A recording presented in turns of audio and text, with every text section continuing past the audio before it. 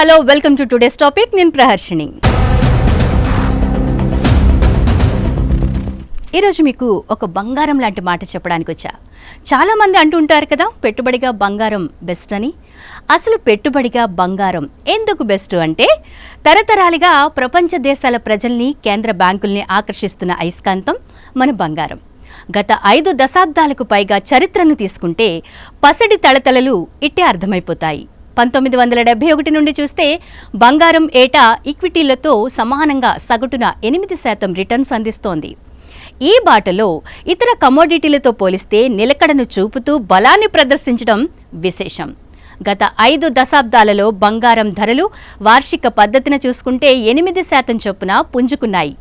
అంటే ఇటీవల అత్యంత ఆకర్షణీయంగా మారిన ఈక్విటీలతో సమానంగా లాభపడ్డాయన్నమాట. ఇదే సమయంలో బాండ్లతో పోలిస్తే అధిక రాబడిని అందించాయి.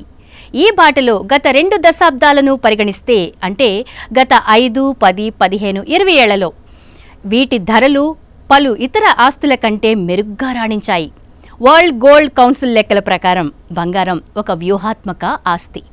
యుఎస్ డాలర్ గోల్డ్ కన్వర్టబిలిటీని రద్దు చేసిన 1971 నుంచి చూస్తే యుఎస్తో పాటు ప్రపంచ వినియోగ ధరల ద్రవ్యోల్బణం ఇండెక్స్లను సైతం బంగారం అధిగమించిందనే చెప్పాలి.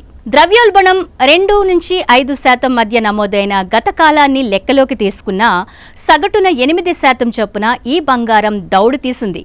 వెరసి దీర్ఘకాలానికి ఈ విలువైన లోహం మూలధనాన్ని పరిరక్షించడమే కాకుండా పెట్టుబడి వృద్ధికి కూడా దోహదం చేసింది. అంటే అటు పెట్టుబడి సాధనంగా, ఇటు విలాసవంతమైన వస్తువుగాను మెరిసింది బంగారం. వివిధ ఈక్విటీ ఇండెక్స్లు, కమోడిటీలు, ఇతర ప్రత్యామ్నాయ ఆస్తులతో పోలిస్తే వివిధ మార్గాలలో బంగారానికి వస్తున్న డిమాండ్ కారణంగా కొన్ని దశాబ్దాలుగా నిలకడను ప్రదర్శిస్తూ వస్తోంది. ఈ నేపథ్యంలో ప్రపంచంలోని అన్ని ప్రధాన కరెన్సీలు, కమోడిటీలతో మారకాన్ని పరిగణించిన పసిడిది పైచేయనే చెప్పాలి. ఈ బాటలో ఇటీవల చాలా ప్రధాన కరెన్సీలతో పోలిస్తే మెరుగైన వృద్ధిని అందుకుంది బంగారం.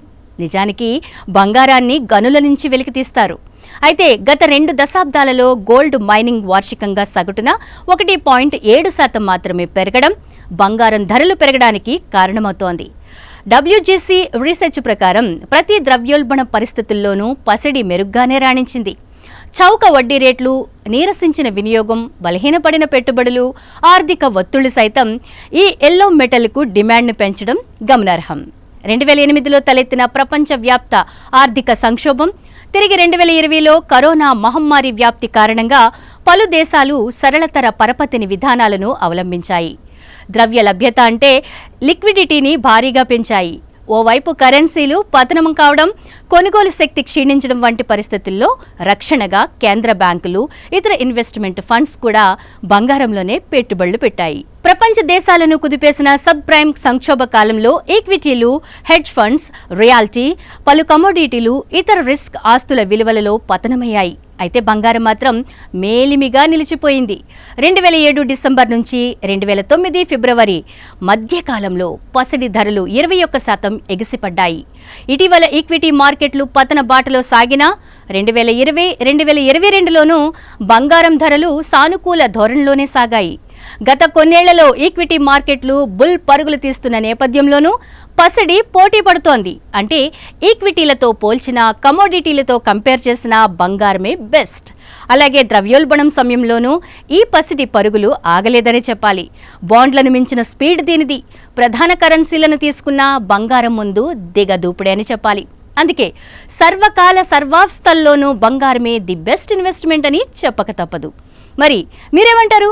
బెస్ట్ ఇన్వెస్ట్మెంట్ అంటే బంగారమా లేక ఇంకేదైనా? మీ అభిప్రాయాన్ని కామెంట్ చేయండి.